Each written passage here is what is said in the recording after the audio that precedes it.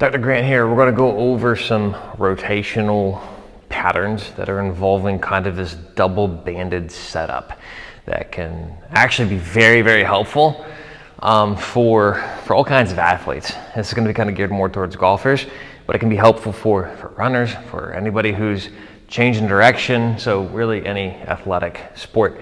But the concept is we're going to take two bands that are going to be looped together. I got two kind of thicker bands, purple bands here. Resistance varies. You could have something that's more resistance or less, but we're going to kind of loop together with a clip. That's going to be the easiest way. That also won't involve trying to take apart a knot when the bands are tied together. You're going to anchor it to something. I also have bands anchored to a bench in front of me too, which you'll see in a second when I demonstrate from that angle. So this double band setup can really provide opportunities to really challenge the hip, the control of the leg, and the coordination of being able to rotate in and out of the hip, as well as strength and stability to resist certain kind of tendencies that we may have, specifically like in golf or in other sports where like we're trying to avoid certain things. Like with golf, we're trying to avoid early extension or losing posture, and there's going to be some things that work on that. But this is going to be a couple of different exercises together going through this setup, this routine, and I'll kind of talk through how to perform. So first up, we'll kind of take this band. I'm going to go on this side because the mic's on this side, and we're going to put it over the shoulder. All right, so I'm facing this wall, and that's when I'm going to put the band over my shoulder to avoid confusion. I'm going to rotate. It's going to cross my back, and then now I'm going to face the squat rack where it's anchored.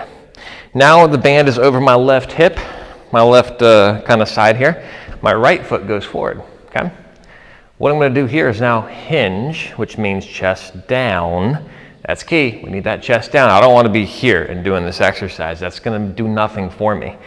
Chest down toward the ground, kind of pressure into the front of the foot here, my right foot. So kind of almost into the toes.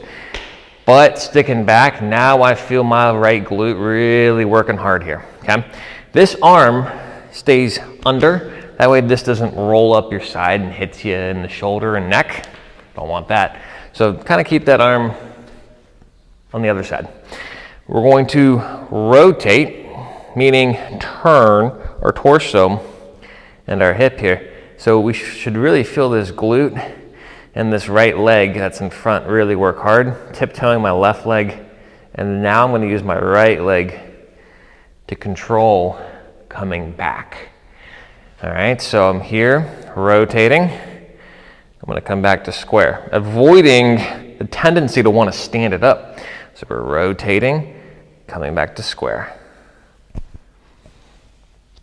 And so demonstrating control through that exercise too. So don't want to rush through it. From this perspective, it looks like this. So band, right foot forward, rotating, coming back to square, coming back to that setup position.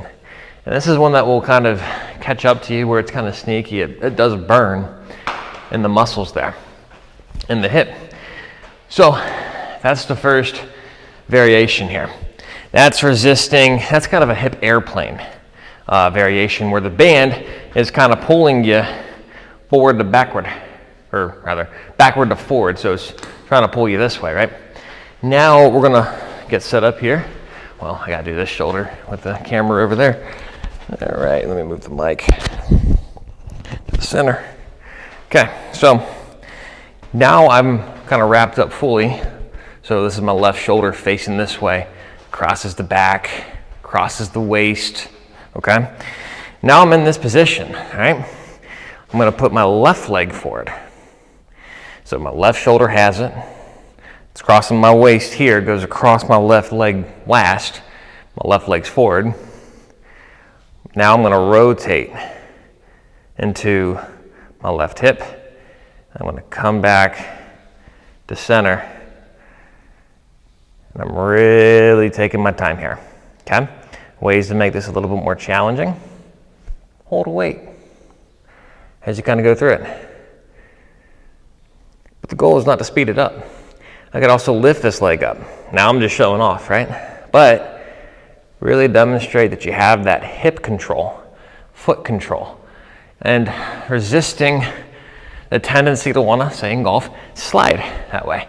For runners, resisting kind of dropping that hip. So from this angle, so it's crossing right shoulder, right? Put it on my right shoulder, it's crossing my right hip. Last, I'm gonna rotate into my right, come back to center. Again, I can lift up the foot. Whoa, a little harder. I can tap it on something. I can put it on a little box here.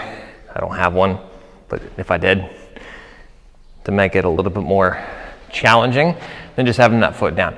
Now, if that's too difficult, keep it closer. But the key is that you really want your weight, in this example, in the right side as much as you can, maintaining that posture, that position, not standing up while doing it, and not just kind of turning just torso. We want to kind of turn into that hip. We want to feel that glute on tension. Otherwise, it's not achieving us anything. It's not helping us with anything.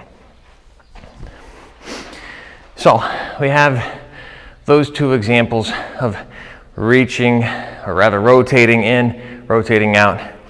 We could also add an example here where we add in a band. Other shoulder, camera's over there. Okay. Here, right? So I'm here, rotating, coming back to square, rotating, coming back to square. You could also switch legs here. So here to here. There's a lot of things that you can do here. And the objective here is to really build up that strength and stability. And then we're crossing over, we're getting that extra, what we call scapular protraction, or that shoulder turn. That comes very much so from the scapula, the shoulder blade. If that's not moving well, we're not going to have a good turn in the golf swing specifically. But it's also kind of that natural motion of how our body works in these rotational patterns. So there are some exercises to do with these bands, with this setup. If you have any questions, let me know.